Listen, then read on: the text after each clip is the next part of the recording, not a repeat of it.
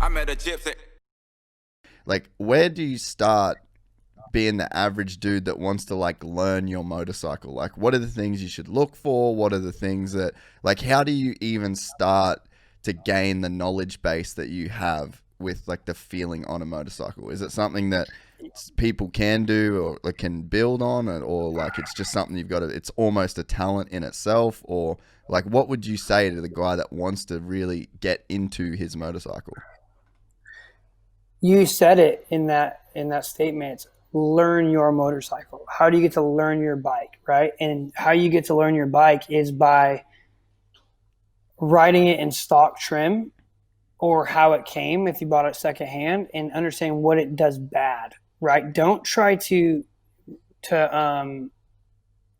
reinvent the wheel right out of the gate, just like we talked about the factory guys. So I took my Yamaha 450, and I heard those things. Oh, they're not good and they're hard to race. All those misconceptions, and I was like, man, I kind of like it. And I've obviously rode them before because I referenced them from KTM. KTM owned one just to see if we could, if there's something there.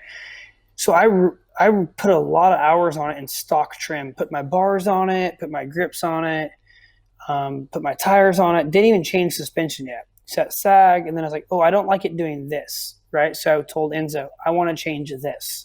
So that's all I changed. I wanted to fix high-speed control. So my recommendation to anyone is spend time on your bikes and understand what they do bad and try to fix the bad. If that suspension guy or chassis guy fixes the bad but gets rid of something that you liked, then you can tell them, hey, that fixed the wallow or that fixed the kick going in that turn, but now I can't turn it.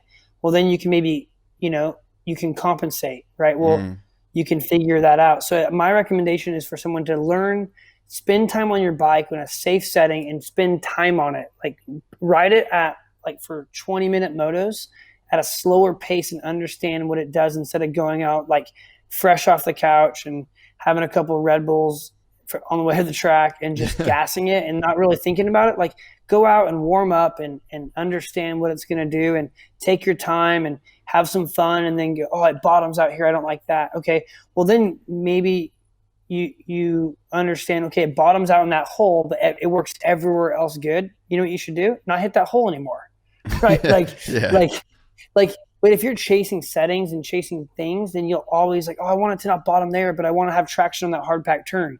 That's going to be almost impossible. Right.